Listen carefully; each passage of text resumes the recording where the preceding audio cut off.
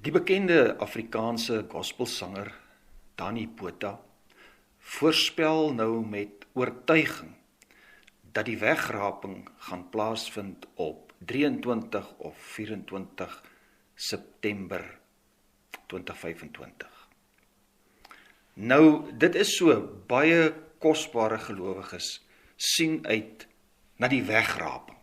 En daarmee word bedoel die geheime koms van Jesus, waar tydens die ware kinders van God weggevoer sal word na die hemel en die groot verdrukking sal vryspring.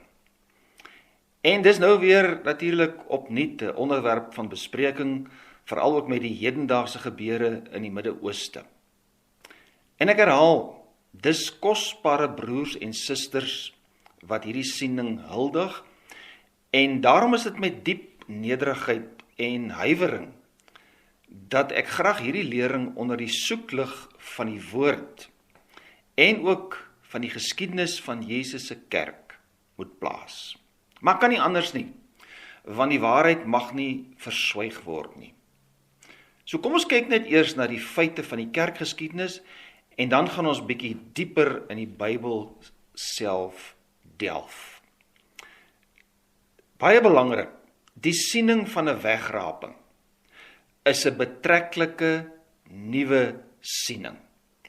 Dis ontwikkel deur 'n Anglo-Ierse leraar, John Nelson Darby, en hy het hierdie lering in die 1830s ontwikkel. So dis nie so lank gelede nie.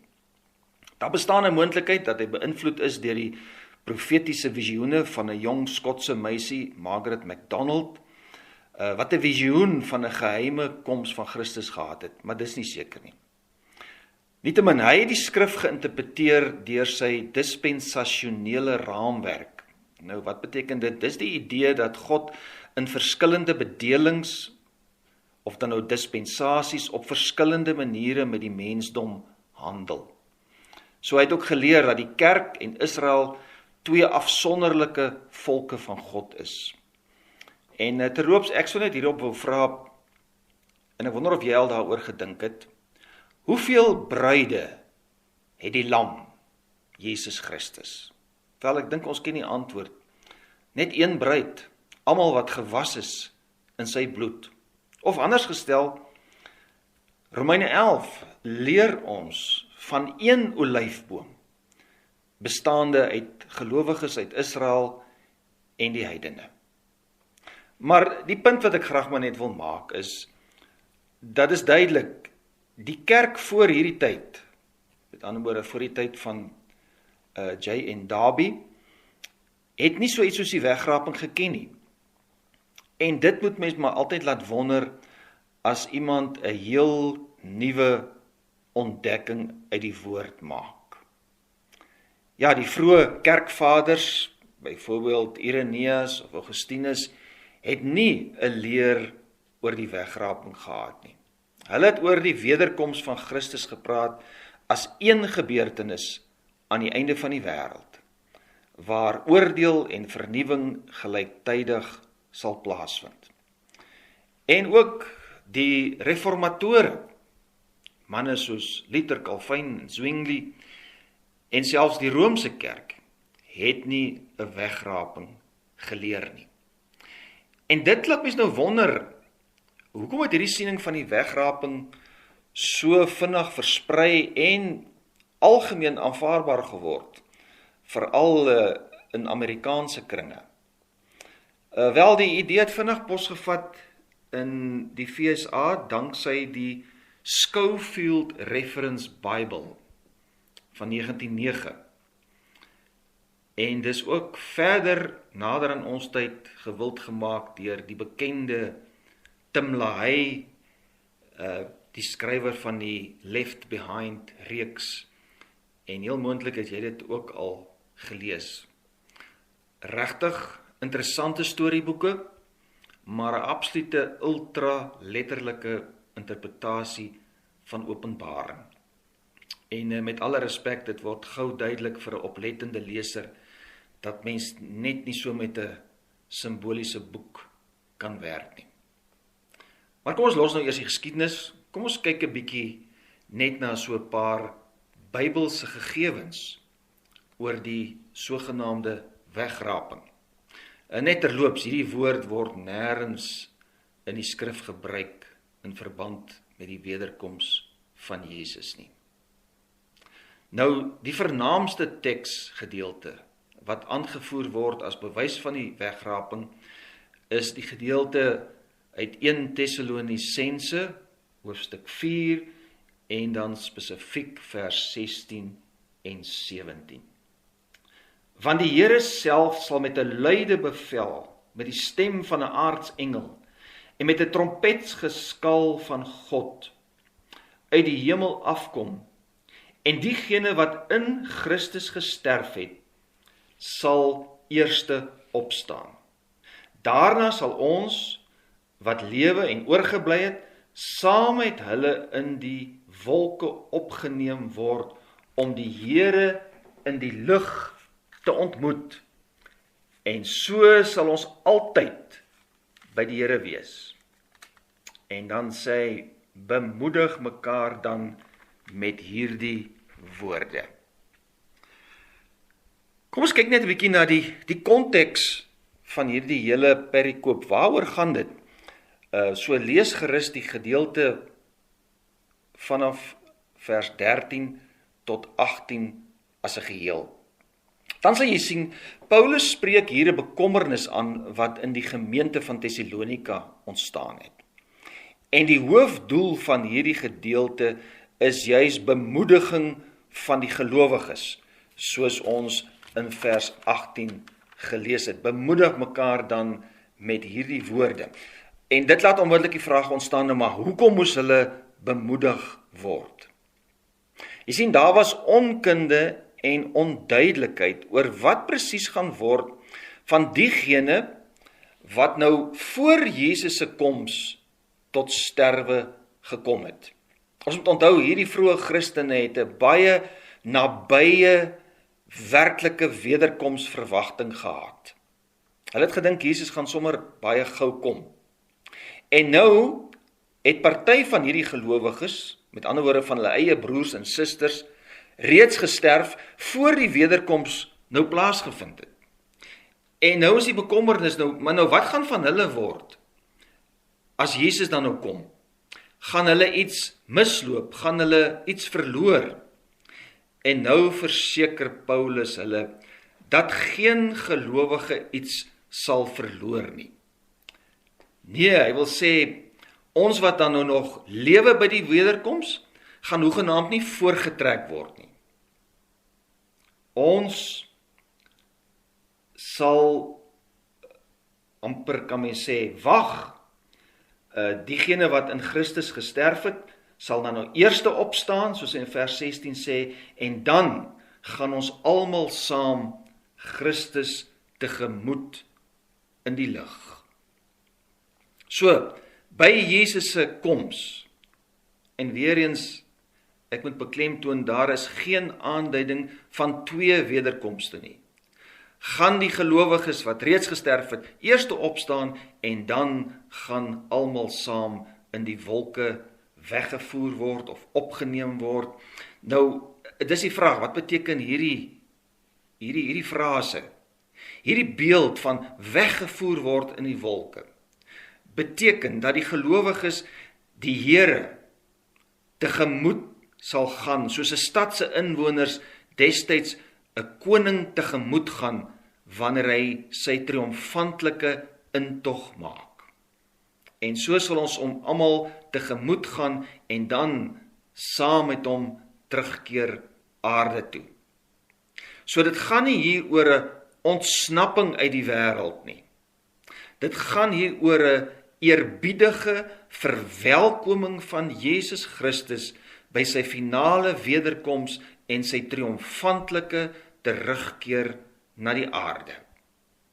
Hierdie interpretasie is in breë trekke die van byvoorbeeld die kerkvader Augustinus en in ons dag nader aan ons bekende predikers soos John Piper en R.C. Sproul.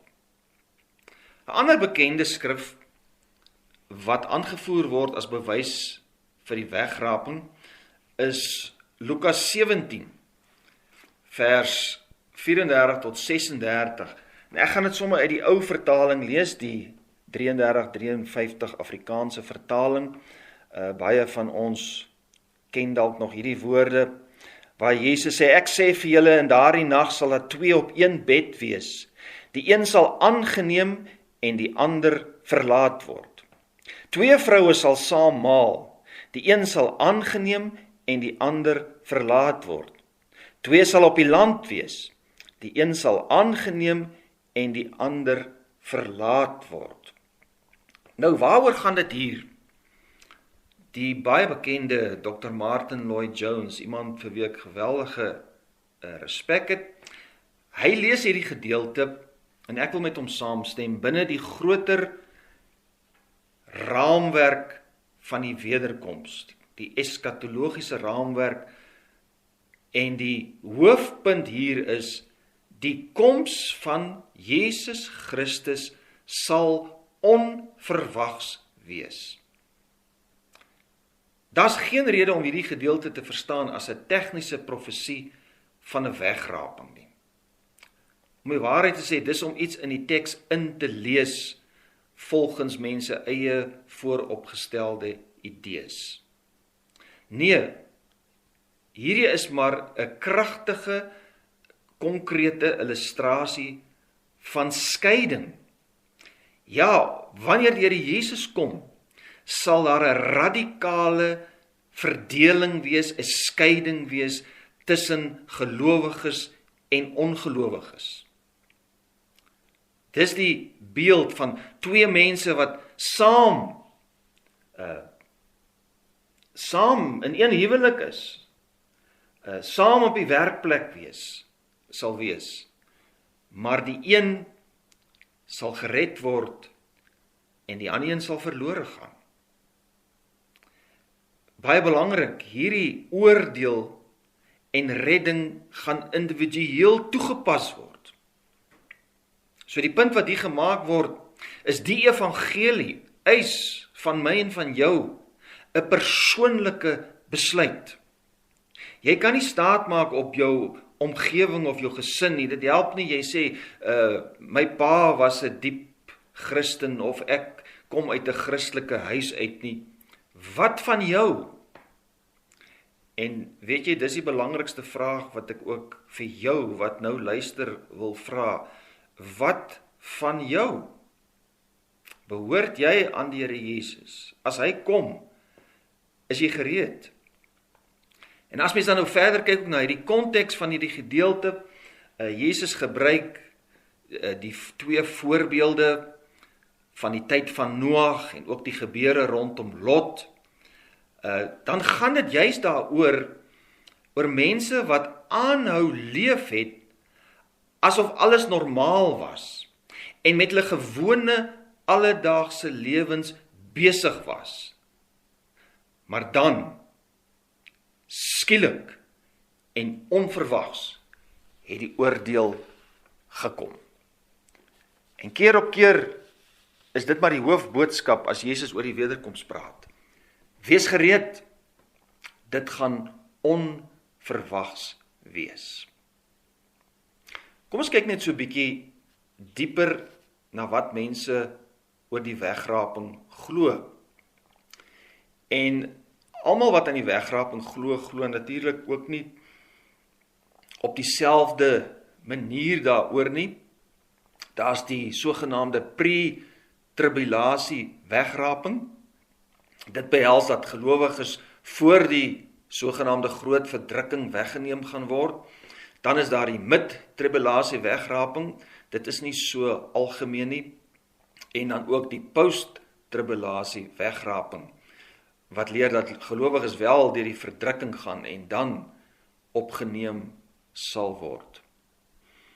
Nou, een groot punt van kritiek, spesifiek teen hierdie eerste algemene siening, die pre-tribulasie wegraping, is dat dit die valse verwagting skep, dat kinders van God nie deur groot verdrukking sal gaan nie.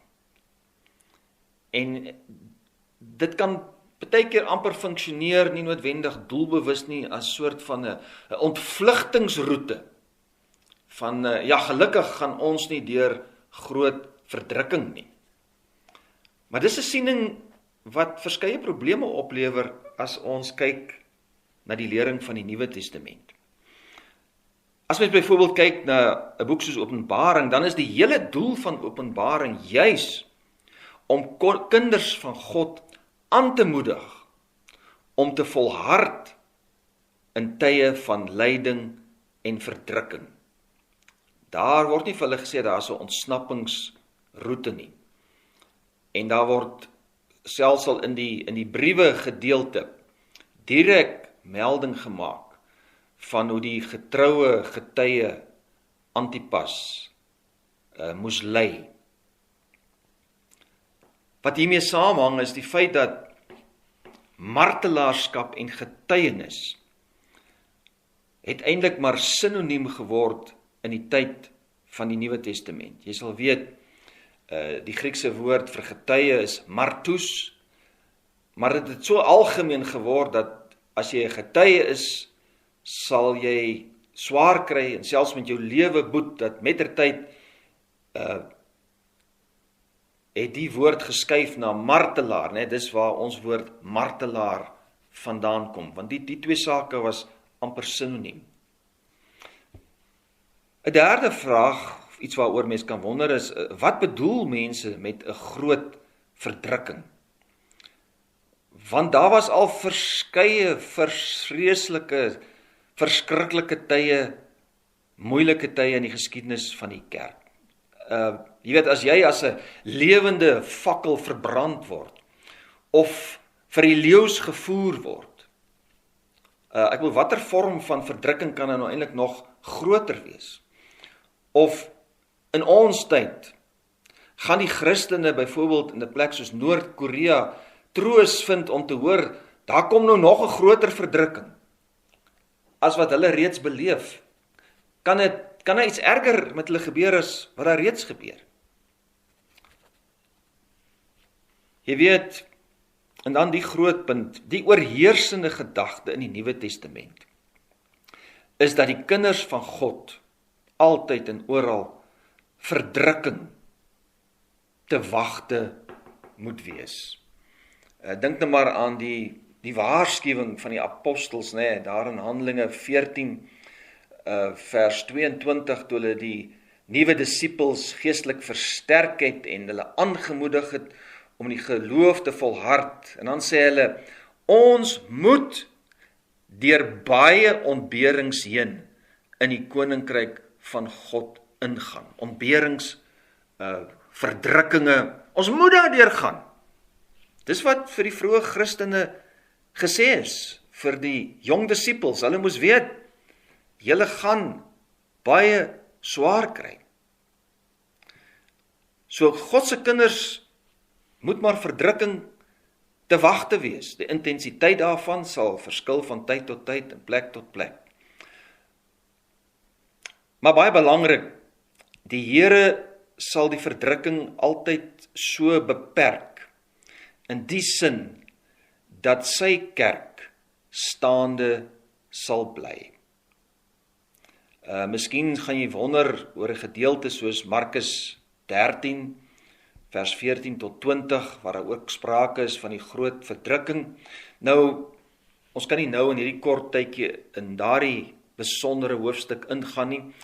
Baie belangrik is om net te kyk na die inleiding van daardie gesprek van Jesus, die Olyfbergrede.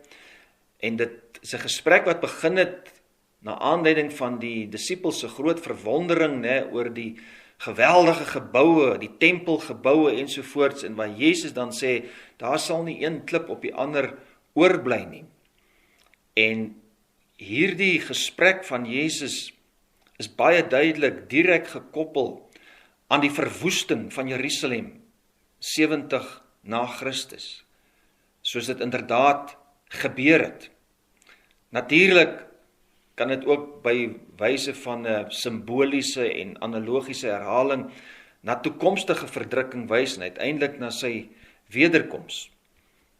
Maar in die eerste plek moet ons daai gesprek van Jesus lees in die lig van die gebeure in Jerusalem.